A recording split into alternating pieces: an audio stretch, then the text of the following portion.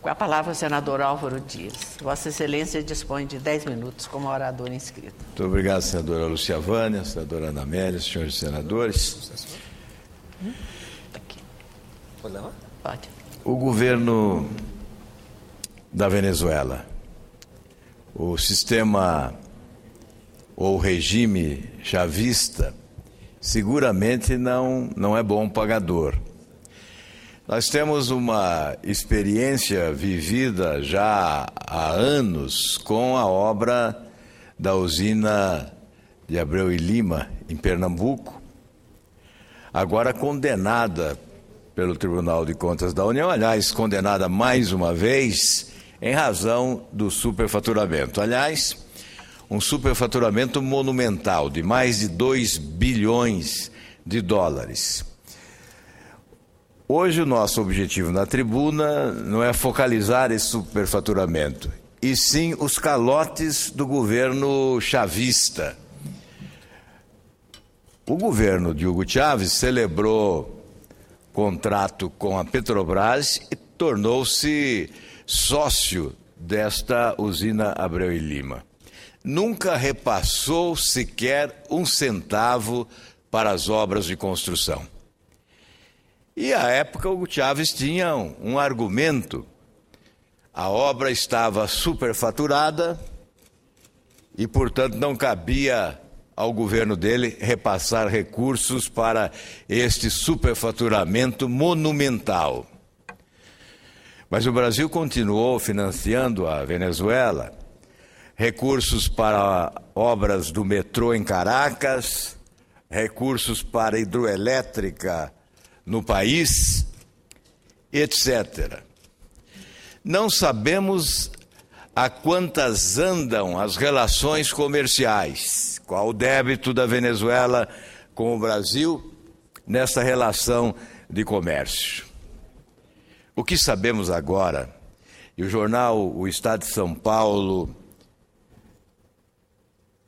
em editorial, focaliza com muita competência, é que o governo brasileiro, o governo da presidente Dilma, vai socorrer a Venezuela de Maduro. O governo petista resolveu socorrer o regime chavista da Venezuela, que faz água por todos os lados. E é claro, essa generosidade correrá por conta do contribuinte brasileiro, que paga impostos exageradamente, muitas vezes sem poder pagar, para sustentar uma máquina burocrática engordada pelo apetite fisiológico dos que governam, que alimentam os chupins da República com recursos dos contribuintes brasileiros e agora, mais uma vez, sai em socorro do governo chavista. Todos nós sabemos, e o editorial do Estado de São Paulo focaliza, o governo de Maduro está sob a ameaça de sofrer um duro revés nas eleições municipais de 8 de dezembro, vistas como uma espécie de referendo do seu desastroso governo. O presidente Maduro pediu ajuda ao Brasil para contornar a crise de desabastecimento no país, o mais sério dos inúmeros problemas da sua administração. A intenção do Maduro é garantir o fornecimento de alimentos e outros produtos do varejo até a eleição, para reduzir o impacto negativo desse desabastecimento histórico que está ocorrendo na Venezuela. O modelo estatista feroz, com preços controlados e hostilidade à produção privada, esvaziou as prateleiras dos supermercados venezuelanos, diz o editorial. As imensas filas para comprar os mais diversos produtos de primeira necessidade, o papel higiênico é o símbolo desse calvário, tornaram-se a marca do governo Maduro. Falta até mesmo papel higiênico nas prateleiras da Venezuela. E para o governo petista, Maduro e sua equipe sabem o que estão fazendo. Diz Marco Aurélio Garcia em nome da presidência. Eles têm consciência dos problemas em curto, médio e longo prazo no país, estão muito preocupados em enfrentar de forma clara e estratégica as dificuldades históricas da economia venezuelana. Ao considerar que a crise da Venezuela faz parte de dificuldades históricas, Marco Aurélio Garcia quer fazer crer que a situação atual resulta de problemas antigos, estruturais, e não de evidentes lambanças chavistas.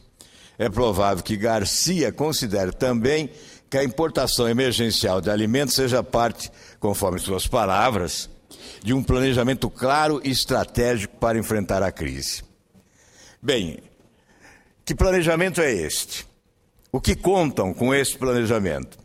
Esse planejamento conta com a bondade brasileira, a generosidade brasileira. Aliás, o governo brasileiro é useiro e vezeiro em fazer cortesia com o chapéu dos contribuintes brasileiros. Senador Álvaro Como Dias, faltam dólares? Pois não, senadora Ana Amélia. Vossa Excelência me permite, eu queria apenas fazer uma saudação aos alunos de Direito, do curso de Direito do Centro Universitário Salesiano de Campinas, Paulo, que estão fazendo uma visita ao plenário. Então, bem-vindos ao plenário, o senador Álvaro Dias, do PSDB do Paraná, que está fazendo a tribuna e aceitou interromper o pronunciamento para saudação a vocês. Então, bem-vindos.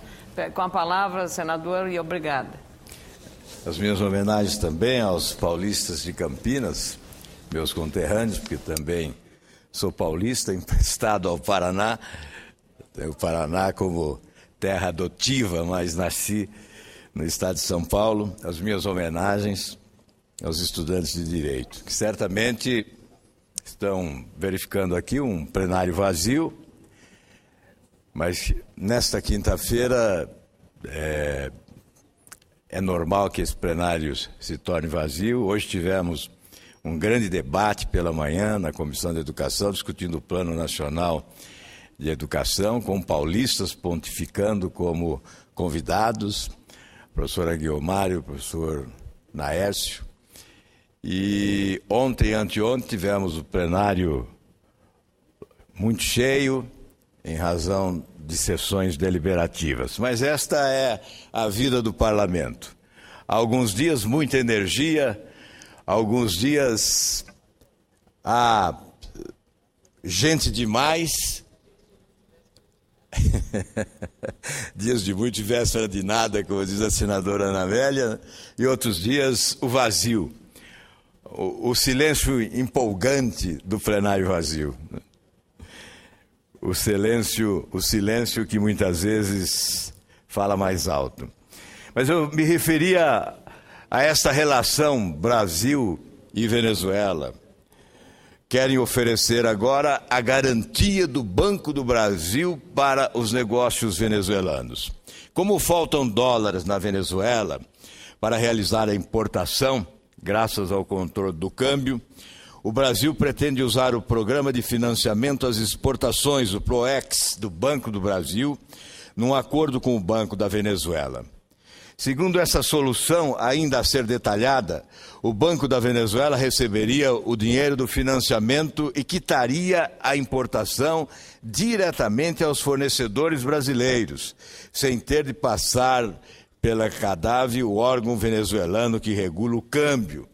O Banco da Venezuela pagaria o financiamento ao Banco do Brasil em suaves prestações. Com tal garantia, a expectativa do governo é de que os empresários brasileiros superem a crescente desconfiança em relação à Venezuela.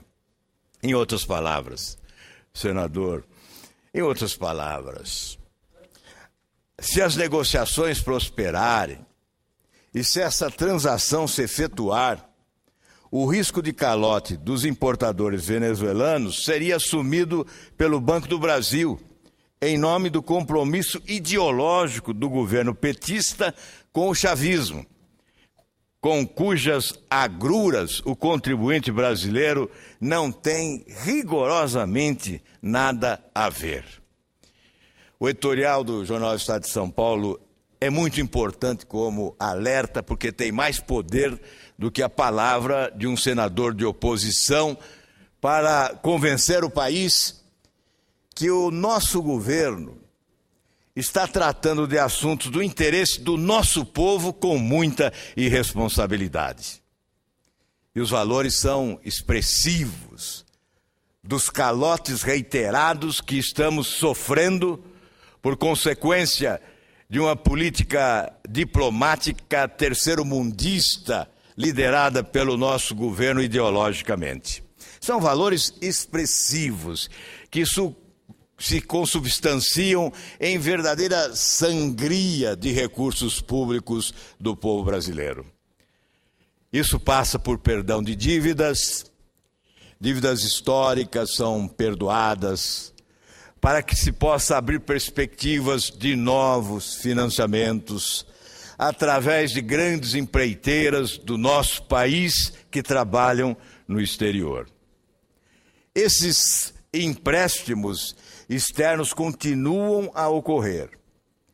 Alguns secretamente, como aqueles concedidos a Cuba e a Angola recentemente com a tarja de sigilosos. Aliás, uma postura inusitada do governo brasileiro: emprestar com recursos públicos a outros países secretamente. Como se nós não tivéssemos uma legislação, e aqui estão estudantes de direito, como se não tivéssemos uma legislação a exigir transparência nos atos de governo. E é esta transparência exemplar do governo petista. Empréstimos secretos a Cuba e a Angola. Ainda recentemente, para a construção do Porto de Mariel, foram 640 milhões de dólares emprestados através do BNDES a Cuba para a geração de mais de 8 mil empregos a 50 quilômetros de Havana com a construção desse Porto de Mariel, com recursos do nosso país. Como se estivéssemos surfando sobre as ondas da prosperidade, como se não tivéssemos brasileiros desprezados, brasileiros desatendidos, seres humanos amontoados em corredores de hospitais sem atendimento médico hospitalar por falta de recursos.